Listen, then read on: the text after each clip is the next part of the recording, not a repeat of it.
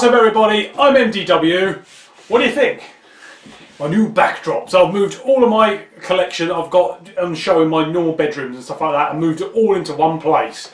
So yeah, hopefully that looks pretty cool. There's loads of little bits and pieces that I want to show you guys at some point, so I'm going to do a little video of everything behind there, because there's literally shelves up there that you can't even see on the camera.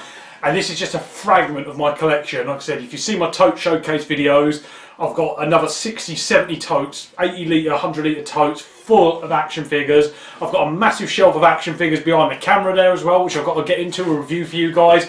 But first up today, I'm going to start off with the Neca Private Jeanette Vasquez figure for the Aliens films, Colonial Marine Vasquez. So we're going to crack her open now and have a look. Looks like a good figure though. Just check her out.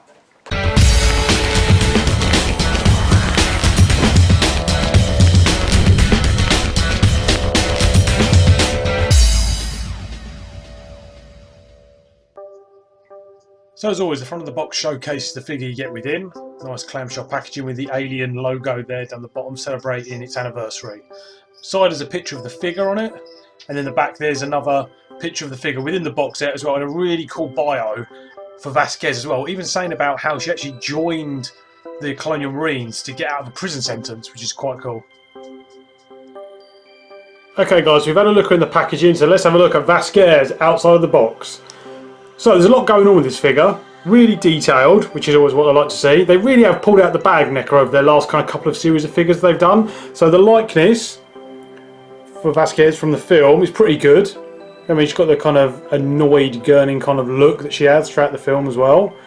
Loads of little nods to the film there with all the detailing going on. So you've got like obviously a red bandana there. She's got all the writing on her front breastplate, protective plate there, and harness that she has in the film, and then she's wearing it obviously the same gear, which is pretty movie accurate as well. She's got the harness there, got the optical targeting system, I believe, for the smart gun, which moves as well, which is a nice little touch there, so it kind of comes near her face. I don't know if it goes up or not, kind of goes near her face, I don't know if it goes over her eye socket, so I think Drake uses it to target the aliens with. Microphone down the side there, and then the camo is actually what she wears in the film as well, so the lighter camo pattern as well, loads of detailing on it. And then obviously the brown boots there as well.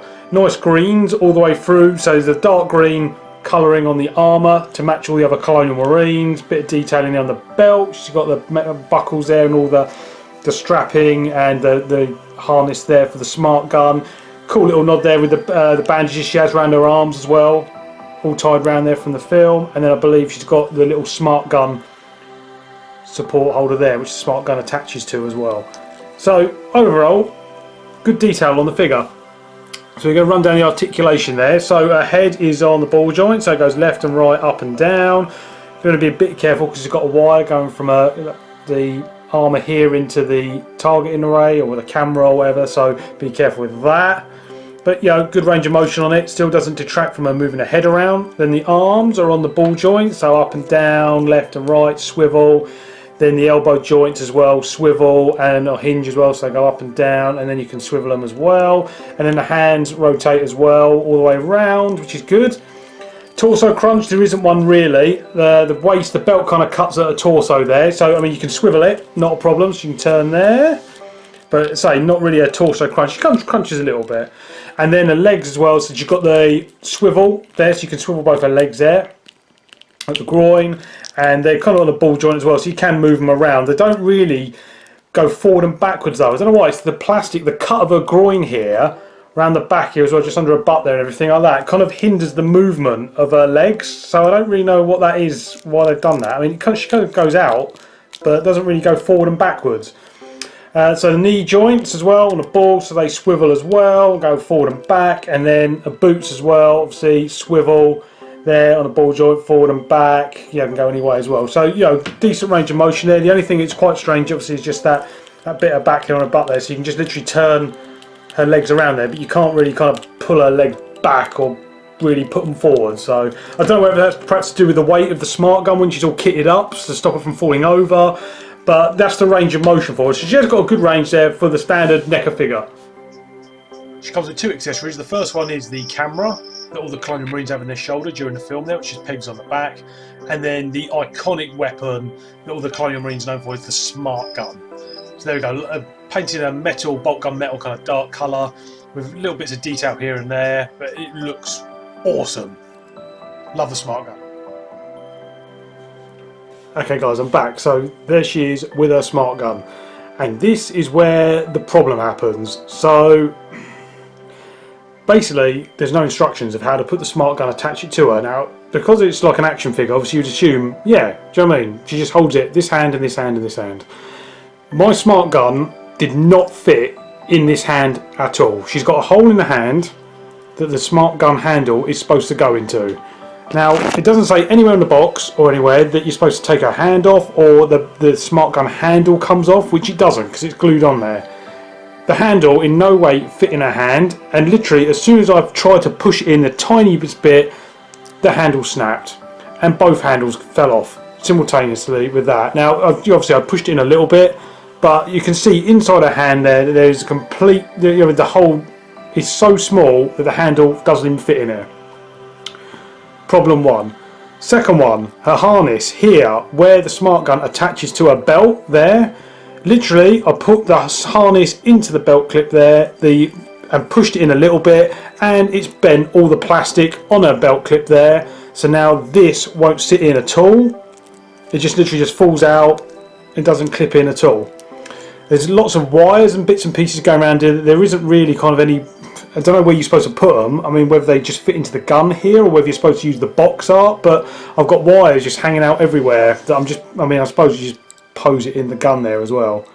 But literally, yeah, that handle thing literally did not fit in her hand at all. And so now I'm going to have to glue this back on. You know, I mean, she can't even hold it, like she can just about hold a little bit of it there, but it's supposed to come out on the art there, the box art, the other side of her hand. No way was that going to fit in there at all, so that's really disappointing.